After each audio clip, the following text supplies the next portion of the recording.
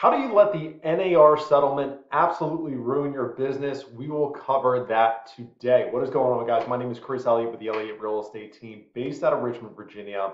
And today we're going to be talking about how you can let the NAR settlement absolutely ruin your business.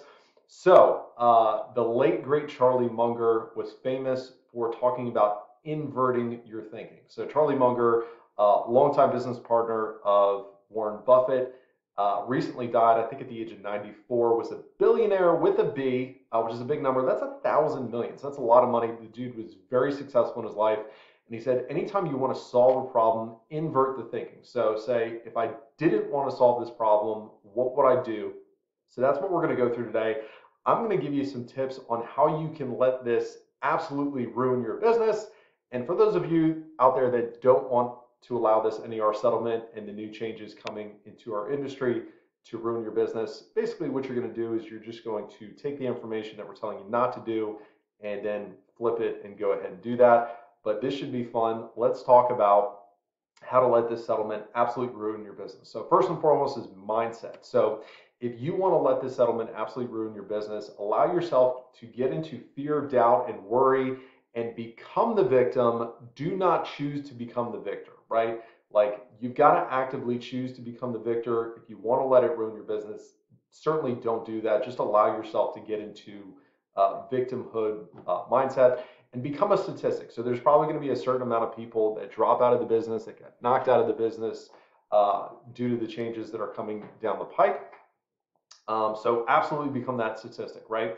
Also, Thomas Edison had a quote. He basically said, if you think you can or you think you can't, you're more than likely right, meaning that basically if you think that you're going to come out ahead, if you think there's opportunity, then you'll find it. There is. If you don't think there's opportunity, if you don't think you're going to win, if you don't think you're going to come out on top, then you probably won't.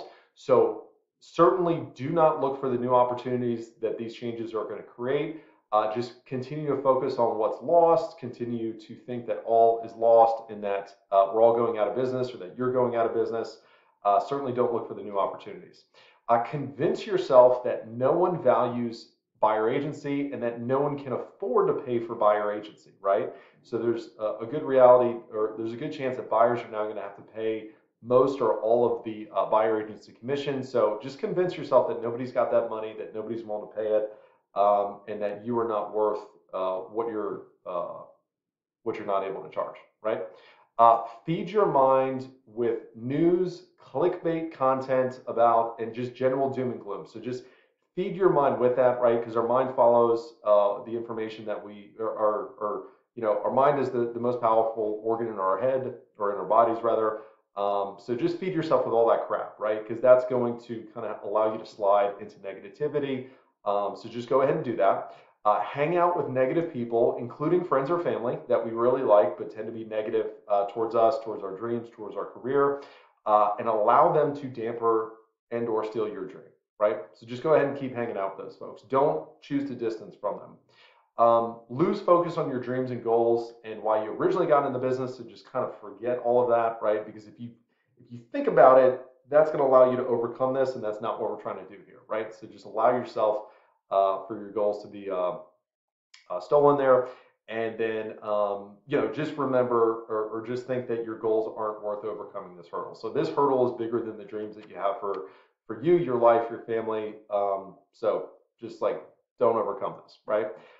Secondly, with education, as far as inverting, how do we let this NAR settlement absolutely destroy our business?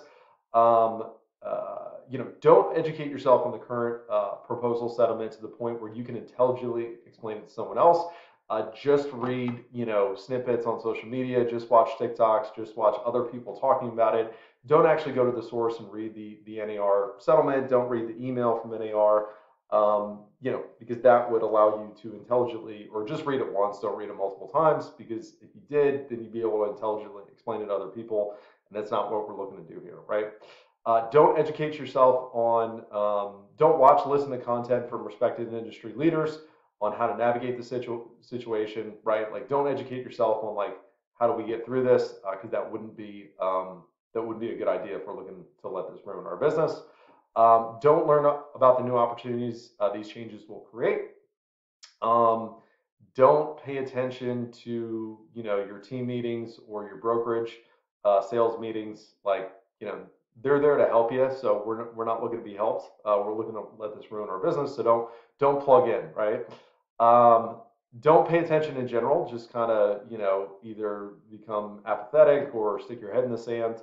Um, and don't. So you're going to want to also stop brushing up on your sales and presentation skills in general, because if you do so, that's going to help you navigate this situation. We don't want to do that, right? So don't stop working on your, or don't start working on your sales skills. And if you are currently, stop working on your sales skills. And our last section here is actions. So don't role play scripts, dialogues, and conversations around this topic, because if you do, you could get good at that conversation, handling that conversation, and we're looking to let this ruin our business, right? Don't role play practice on your own. If you're on a team that offers role play, don't go to that. If you're not on a team or a brokerage that offers role play, don't go out and find your own role play partners in the various Facebook groups. Like, that's going to help you, and that's not what we're looking to do. Get distracted in general. So increase alcohol, drug use, non-work shenanigans, like just all the stuff that like takes your focus away from work. Just go ahead and increase that, because if we decrease that and get focused and locked in on work, that's going to allow us to succeed. And we're not looking to do that right now. So allow yourself to get distracted. Certainly pull back on lead generation and your appointment setting. So, work less on lead generation, because if you're able to set more appointments, that could get you over the hump, right? So we're not looking to do that. Um, Convince yourself that other things are more important, or are equivalent. Updating your Instagram bio, doing whatever, right? Anything other than appointment setting, do those things. Um, don't appointment set, right? Allow servicing your current clients to be a convenient excuse as to why you can't honor your appointment setting time. If you don't have an appointment setting time in your schedule right now, you don't have that time block, certainly don't add it in, right? Just, either don't do it at all, or say you're going to do it when it's convenient, which means it probably won't happen, which is good because we're looking to let this ruin our business. Don't honor your current schedule and time blocks that you set for yourself when you started the year and said, hey, I want to have this ideal week. Like, just go ahead and throw that in the trash can. Um, yeah, don't do that. And then the time that you are working, definitely squander that time by allowing yourself to get distracted. So, social media notifications, text messages, phone calls that aren't, business related, and just in general, conversations with other agents in the office. Go to lunch with other agents, right? That's a good use of time, and that's going to help you tank your business. So squander that. On your buyer consultations, first of all, don't do them, right? Because that would help you navigate this, and we want to let this ruin our business. So don't do buyer consultations. Just smile and hope for the best, right? Assume that everybody's going to, do right by you, right? Don't get contracts signed. Um, don't practice your buyer consultation. Don't work on it when you're, just kind of do it. Don't do them, but if you're going to do them, just kind of wing it, right? But don't practice it. Don't have a canned presentation. Don't have like a plan that you go into this with. Don't explain current market conditions, right? Don't educate your buyers as to what's actually happening in the real estate market. Just kind of allow them to figure that out on themselves, right? And certainly don't tell them what it actually takes to win in this market. So don't tell them what a winning offer looks like. Don't talk to them about the terms that we're having to write in offers to actually get them accepted.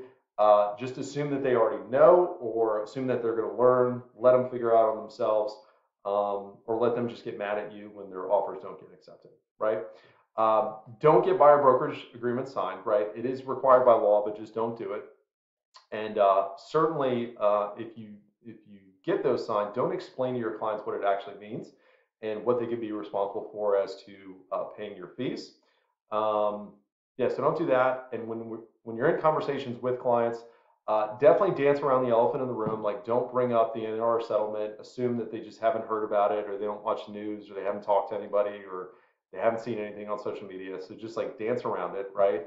If they ask questions, just try to like divert the conversation. Tell and explain versus ask, listen, and explore. So instead of like asking them questions, listening to them, kind of exploring, staying curiosity, seeing what they already know, um, don't do that. Just try to talk over them, tell them, explain to them, because that is certainly the most effective way to communicate, or it's not. And we're looking to take our business. So do that. Don't ask the question, hey, what's your understanding around the NAR settlement? And certainly don't ask the question, what, if anything, about the settlement concerns you? Don't ask those questions because those would be good questions to ask, and we don't want to do that. And then last but not least, defend versus educate. So to defend, your value, why they should do what you want them to do, why we're so important, and certainly don't educate them as to, what their options are, what they can do, pros and cons. Just go ahead and defend your position. So I hope that helped. Once again, these are the ways that we can absolutely let this NAR settlement ruin our business. And if you're smarty pants and you don't want it to let it ruin your business, just take all these things and do the opposite. So hope that was helpful. Happy hunting. We'll see you next week.